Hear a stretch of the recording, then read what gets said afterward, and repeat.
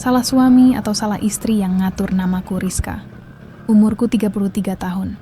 Istri, ibu 1 anak. Dan jujur aja, kalau suamiku dengar ini, dia pasti bilang aku kebanyakan alasan. Padahal, aku cuma capek.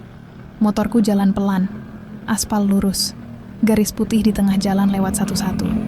Angin kena pipiku, bukan dingin, lebih ke kosong.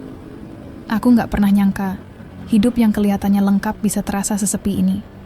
Dari luar hidupku rapi, suami kerja, rumah ada, anak sehat. Orang lihatnya, aku perempuan yang beruntung. Dan aku sering pura-pura setuju. Lampu merah di depan, aku ngerem, berhenti sebentar. Kadang aku mikir, kalau aku cerita semua ini, orang pasti bilang aku kurang bersyukur. Atau lebih parah, dibilang drama. Padahal yang aku rasain, bukan marah, bukan sedih juga. Lebih ke capek yang gak bisa dijelasin tanpa kelihatan berlebihan. Aku terbiasa ngatur hal-hal kecil, hal-hal besar. Dari yang kelihatan, sampai yang gak pernah dianggap kerja. Dan anehnya, semakin aku ngatur, semakin aku ngerasa sendirian. Seolah semua tanggung jawab jatuh pelan-pelan ke pundakku. Tapi kalau ada yang salah, rasanya selalu aku juga yang ditunjuk. Lampu hijau, motor jalan lagi. Aku tahu ceritaku ini gak hitam putih. Aku juga tahu setiap orang punya versinya sendiri.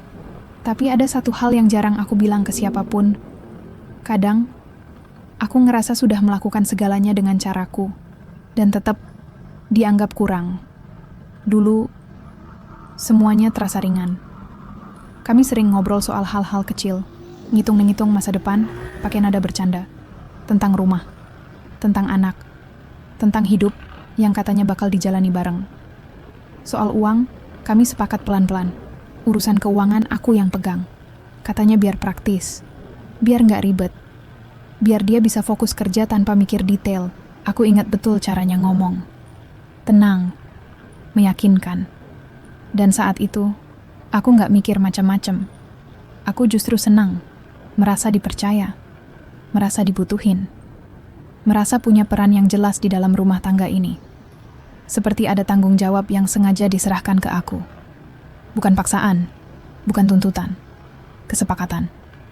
Aku mulai belajar nyatet, ngitung, ngerasa bangga setiap kali semuanya kelihatan aman. Kalau ada sisa, aku simpan. Kalau ada kurang, aku atur. Dan setiap kali aku bilang, tenang, aku yang urus. Rasanya seperti lagi jadi istri yang benar. Istri yang dewasa. Istri yang bisa diandalkan. Waktu itu aku pikir, inilah bentuk kerjasama. Bagi tugas, saling percaya. Aku pegang rumah, dia pegang kerjaan. Dan aku gak sadar, perlahan, semua yang berhubungan dengan angka berpindah ke tanganku. Tanpa pernah benar-benar dibicarakan lagi. Tapi lama-lama, ada yang berubah. Bukan sikap besar, bukan pertengkaran, cuma nada. Nada yang awalnya santai, pelan-pelan jadi berhitung. Uang kok cepet habis? Kayaknya bulan ini berat. Kalimatnya pendek, biasa aja, tapi selalu muncul di waktu yang sama. Pas malam, pas capek, pas aku juga udah gak punya tenaga buat debat. Awalnya aku jawab, pelan, satu-satu. Aku jelasin, dengan cara yang menurutku masuk akal. Tapi lama-lama, aku capek ngulang hal yang sama ke orang yang seharusnya percaya. Aku mulai diam. Bukan karena gak punya jawaban, tapi karena ngerasa apapun penjelasannya tetap terdengar sebagai pembelaan. Dan aku gak suka harus membela diri di rumah sendiri. Aku perhatiin, dia mulai sering nanya angka, tanpa nanya prosesnya. Total, sisa, kurang. Seolah semua bisa diringkas jadi satu kesimpulan cepat. Dan di situ aku ngerasa posisiku berubah. Dulu aku dipercaya. Sekarang aku seperti harus membuktikan. Padahal kesepakatan itu kami buat bareng. Aku masih ngatur seperti biasa. Masih mikir. Masih ngitung. Tapi rasanya nggak sama. Seperti ada jarak kecil yang tumbuh diam-diam di antara kami. Dan aku memilih diam Karena kadang diam terasa lebih aman daripada menjelaskan ke orang yang sudah punya prasangka sendiri. Di rumah ada ART. Datang pagi, pulang sore.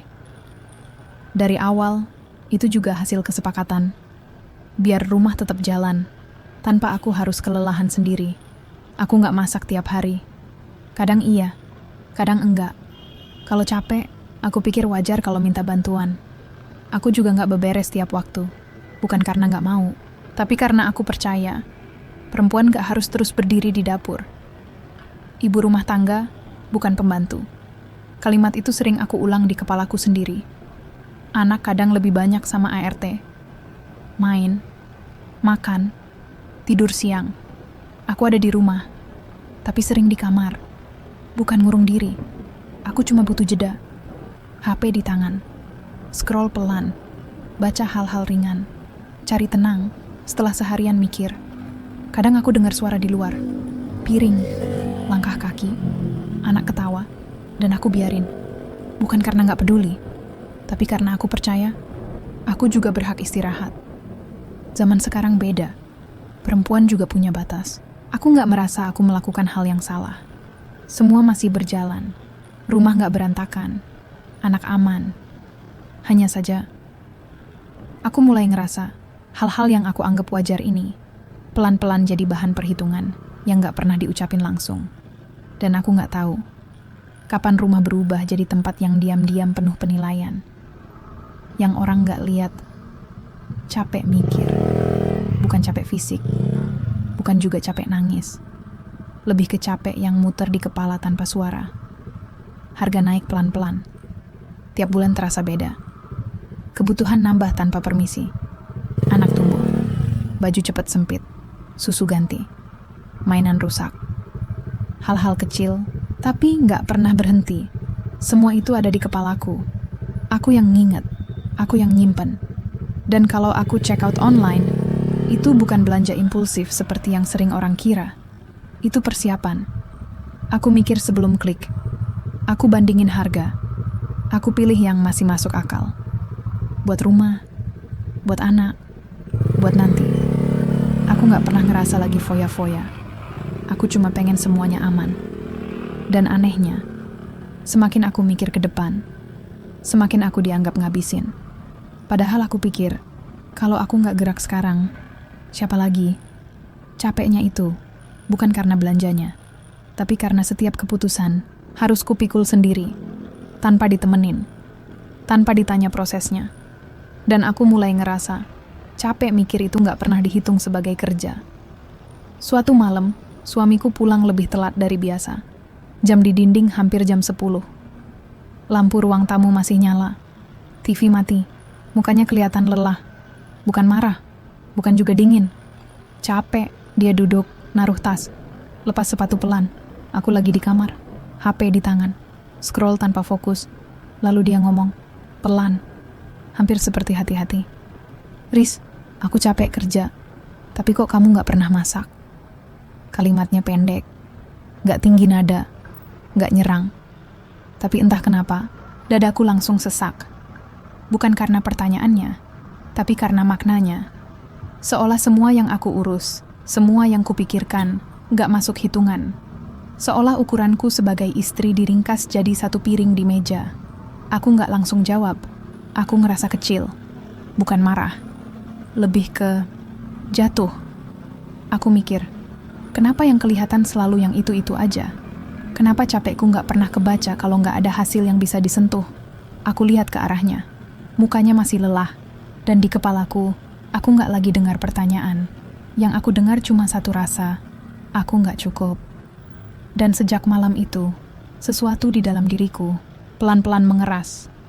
Mungkin aku memang bukan istri sempurna. Aku tahu itu. Aku gak pernah ngaku aku paling benar. Aku juga sering mikir, mungkin aku kurang ini, kurang itu. Aku coba jujur ke diri sendiri. Tapi aku juga manusia, punya batas, punya lelah. Dan lelah itu gak selalu kelihatan. Kadang aku mikir kenapa ukuran istri baik selalu berhenti di dapur. Seolah semua yang lain gak pernah dihitung. Ngatur, mikir, menjaga semuanya tetap jalan. Aku ngerasa, Yang aku minta cuma satu, dimengerti.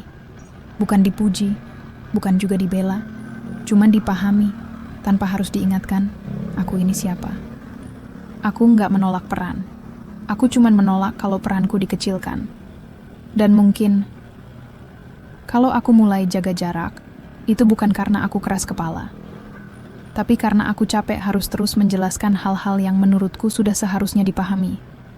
Aku mulai percaya, kalau aku terus memberi, tanpa pernah dimengerti, yang habis nanti bukan tenaga, tapi diriku sendiri. Sejak malam itu, aku jadi lebih banyak diam. Bukan sengaja, bukan juga drama. Aku cuma berhenti melakukan hal-hal yang dulu kulakukan tanpa mikir. Aku berhenti cerita, hal kecil, hal sepele, tentang hari ini, tentang capekku, tentang pikiranku. Aku pikir, kalau aku terus ngomong, yang keluar cuma pembelaan. Jadi aku pilih tenang. Aku juga berhenti ngajak ngobrol. Bukan menghindar. Aku tetap ada. Cuman, gak lagi memulai. Aku tunggu, lihat, denger. Masak pun aku berhenti. Bukan mogok.